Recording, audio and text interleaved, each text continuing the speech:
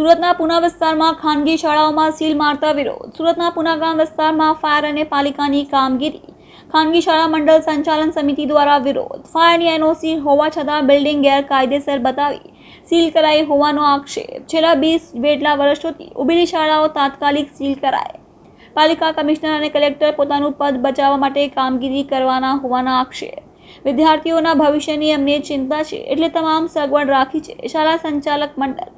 જ્યાં સુધી તમામ શાળાઓ સીલ નહીં ખુલે ત્યાં સુધી અન્ય શાળાઓ પણ બંધ રાખી વિરોધ કરશે। ભાઈ ચાવડા આજરોજ અહીંયા સુરતના પુણા ગામ ખાતે પુણા ગામની સ્કૂલોને સુરત મહાનગરપાલિકા દ્વારા કોઈપણ પ્રકારની લેખિત નોટિસ આપ્યા વગર કે લેખિત હુકમ વગર જે સીલ કરવામાં આવી છે સંપૂર્ણપણે ગેરકાયદેસર છે। અમારી તમામ શાળાઓ મહાનગરપાલિકાના કાયદાથી કાયદેસર છે, ફાયર સેફ્ટી એનઓસી ધરાવે છે તમામ શાળાઓ। તેમ છતાં આ જાડી ચામડીના અધિકારીઓ હાઈકોર્ટમાં સારું દેખાડવા માટે થઈ અને માત્ર પોતે કામગીરી કરતા હોય એ દેખાડવા માટે થઈ અને શાળાઓને જ્યારે સીલો કરવામાં આવી છે પુણા ગામની, ત્યારે આ પુણા ગામના શાળા સંચાલક મંડળે આજે નિર્ણય કર્યો છે કે જ્યાં સુધી તમામ શાળાઓના સીલ એક સાથે મહાનગરપાલિકા નહીં ખોલે ત્યાં સુધી અનિશ્ચિત મુદત માટે તમામ શાળાઓ બંધ રહેશે અને આવનારી 9 તારીખથી જે સત્ર ચાલુ થવાનું છે એ સત્રમાં બાળકોની ભણાવવાની જવાબદારી સંપૂર્ણ જવાબદારી સુરત મહાનગરપાલિકાના મ્યુનિસિપલ કમિશનર અને કલેક્ટરશ્રીની રહેશે।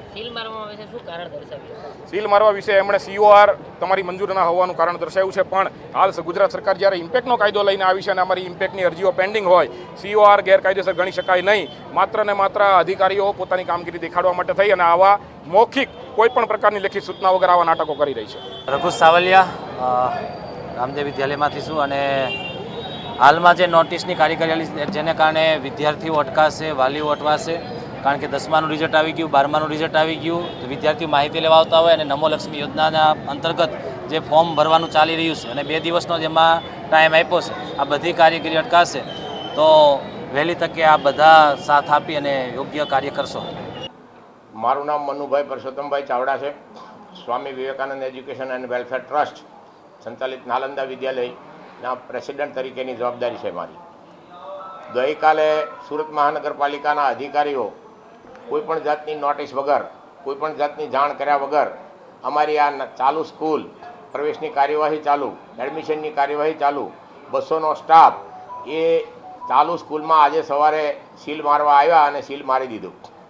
સ્ટાફ અંદરનો સ્ટાફ અંદર અને બહારનો સ્ટાફ બહાર, કોઈ પણ જાતની જાણ કર્યા વગર આ સુરત ઝોનના અધિકારીઓ પોલીસ બંદોબસ્ત સાથે, પોલીસ સિક્યુરિટી સાથે આવીને બહાર લોક મારી દીધું।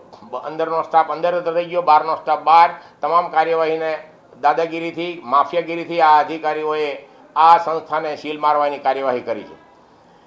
અમે એમને રિક્વેસ્ટ કરી કે ભાઈ તમારી પાસે સીલ મારવા માટેનો કોઈ પણ પ્રકારનો ઓર્ડર હોય, કોઈ પણ પ્રકારનો હુકમ હોય, કોઈ પણ પ્રકારની નોટિસ હોય અને નોટિસ વગર તમે શૈક્ષણિક સંસ્થાને, ચાલુ શૈક્ષણિક સંસ્થાને, 30 વર્ષથી ચાલતી સંસ્થાને તમે આજે કઈ રીતે તમે આ સીલ મારી શકો નોટિસ વગર? તો આવી જે કાર્યવાહી કરવામાં આવી છે તે તદ્દન ગેરકાયદેસર કાર્યવાહી છે અને એમને હાઈકોર્ટ અને સુપ્રીમ કોર્ટમાં ચેલેન્જ કરવામાં આવશે। તમામ અધિકારીઓ ઉપર ફોજદારી કાર્યવાહી કરવામાં આવશે અને આ મ્યુનિસિપલ કમિશનર અને કલેક્ટરશ્રીને પણ જાણ કરીને એમની પર પણ લીગલી કાયદેસરની કાર્યવાહી કરવામાં આવશે। આવી માફિયાગીરી, દાદાગીરી અધિકારીઓ અને સરકારી બાબુઓ કઈ રીતે કરી શકે? એક શૈક્ષણિક સંસ્થા છે, બાળકોને જ્યાં શિક્ષણ મળતું હોય, જ્યાં પ્રવેશની કાર્યવાહી ચાલતું હોય, તમામ પ્રકારની ચાલુ કાર્યવાહી આવીને સીલ મારી દે, અંદરનો સ્ટાફ અંદર, બહારનો સ્ટાફ બહાર, આવી આ ગેરકાયદેસર પ્રવૃત્તિ છે અને આ માફિયાગીરી છે।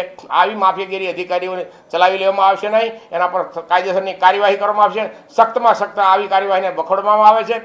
જે પણ કોઈ પણ આવી સ્કૂલોને કે આવા ક્લાસોને જ્યારે આવી રીતે કાર્યવાહી કરવામાં આવી હોય એની અમે આજે કલેક્ટરશ્રીને અને કમિશનરશ્રીને આવેદનપત્ર આપવામાં આવશે।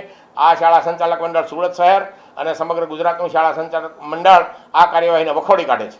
એનું કારણ એવું એમણે બતાવ્યું કે તમારી BU પરમિશન નથી। BU પરમિશનની કાર્યવાહી અમારી પેન્ડિંગ ફાઇલ પડેલી છે અને પેન્ડિંગ ફાઇલ છે, એનું જજમેન્ટ અધિકારીએ લેવાનું નથી। એનું જજમેન્ટ તો આવ્યા પછી એને એ ગેરકાયદેસર કહી શકે। ગેરકાયદેસર કોઈ સંસ્થા નથી। તમામ પ્રકારની ફેસિલિટી છે, તમામ પ્રકારની સુવિધાઓ ઊભી કરવામાં આવેલી છે, કોઈ પણ ફોલ્ટ વગર, છતાં પણ એમને આ સીલ મારી દીધું છે। તંત્ર અચાનક જાગૃત થયું છે રાજકોટ જે ઘટના બની ત્યારબાદ, પરંતુ કોઈ પણ પ્રકારની આદેશ કે સૂચના વગર રાત્રે 7 વાગે, 8 વાગે, 8:30 વાગ્યા સુધીમાં સીલ મારી દેવા એ યોગ્ય બાબત નથી। કોઈ પણ પ્રકારનો સંજોગ અમને આપ્યા નથી, કોઈ પણ પ્રકારનો સંકેત આપ્યો નથી અને પૂણા ગામની તમામ સંચાલક મિત્રો અહીંયા ઉપસ્થિત છે અને એક સાથે બધી સ્કૂલોમાં સીલ મારી દેવો એ યોગ્ય બાબત ગણાતી નથી, જેમાં બાળકોનું ભવિષ્ય અટવાય છે. 10 અને 12નું રિઝલ્ટ હમણાં ડિક્લેર થયું છે, કોલેજના ફોર્મ ભરવાની કાર્યવાહી ચાલુ છે. સાથે સાથે સરકારે પણ નમો લક્ષ્મી યોજનાના માત્ર 2 દિવસ અમને ફાળવ્યા છે, તો 2 દિવસની અંદર આ કાર્યવાહી છે અમે કરી શકીએ નહીં. હાલ અત્યારે સ્કૂલોમાં સીલ મારવું એ કાર્યવાહી પણ યોગ્ય ગણાતી નથી, તો એના માટે અમે અહીંયા ઉપસ્થિત થયા છીએ. મારું નામ ડૉક્ટર જગદીશભાઈ ચાવડા છે. ગુજરાત રાજ્ય શાળા સંચાલક મહામંડળના ઉપાધ્યક્ષ અને સુરત શહેર શાળા સંચાલક મંડળના મંત્રી તરીકે હાલ સેવા આપું છું. હવે ખાસ તો રાજકોટમાં જે દુર્ઘટના ઘટ્યા પછી એના આફ્ટર શોકમાં સુરત મ્યુનિસિપલ કોર્પોરેશન દ્વારા લગભગ તમામ જે મનોરંજનના જે કંઈ પ્રકલ્પો હોય કે મોલ હોય કે મેળાઓ હોય કે ગેમ ઝોન હોય કે જે કંઈ હોય ત્યાં કાર્યવાહી કરવામાં આવેલી છે. પણ શાળાઓ કે જે સતત ફાયર સેફ્ટીની ચિંતા કરે છે, બીયુ પરમિશન માટે ચિંતા કરે છે, કે જે કંઈ સરકારના આદેશો છે કે સરકારની કામગીરી છે એમાં 100% સહયોગ આપે છે, આવી જે સમાજની સાથે રહીને કામ કરતી સંસ્થા એને કોઈ પણ આગોતરી જાણકારી આપ્યા વગર કે કોઈ પણ પૂર્વ નોટિસ વગર એ શાળાઓ બંધ કરવા, સીલ મારવાની જે કાર્યવાહી થઈ રહી છે એ બિલકુલ અયોગ્ય છે અને અમે સંચાલક મહામંડળ સખત શબ્દોમાં વખોડી કાઢીએ છીએ.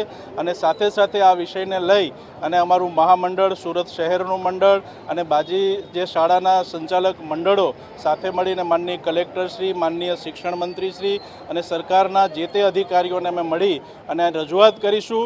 અને અમારો આશય બહુ સ્પષ્ટ છે કે અમારી શાળાઓમાં અભ્યાસ કરતા બાળકોની સલામતી એનાથી અમને પૂરેપૂરા વાકેફ છીએ, એનાથી અમે ચિંતિત છીએ. એમાં તંત્રને જ્યાં પણ યોગ્ય લાગે એમાં અમે પૂરો સહકાર આપીશું. અમારો આશય ક્યાંય એવો નથી કે અમારી શાળાઓમાં જે કંઈ અપૂર્તતા છે એને છાવરી અને બાળકોની સલામતીને જોખમમાં મૂકીએ, કારણ કે બાળકો એ ભવિષ્ય છે અને ભવિષ્યની સાથે કોઈ છેડા કરવા એ અમારો આશય નથી. અમે તંત્રને પૂર્ણ સહયોગ આપવા માટે તૈયાર છે, પણ તંત્ર દ્વારા પણ જો આનો પ્રેક્ટિકલ રસ્તો કાઢવામાં આવશે તો શાળા સાથે મળી અને બાળકોના હિતમાં અમે નિર્ણય કરવા માટે તત્પર છીએ, એવી અમારી લાગણી અને માગણી છે.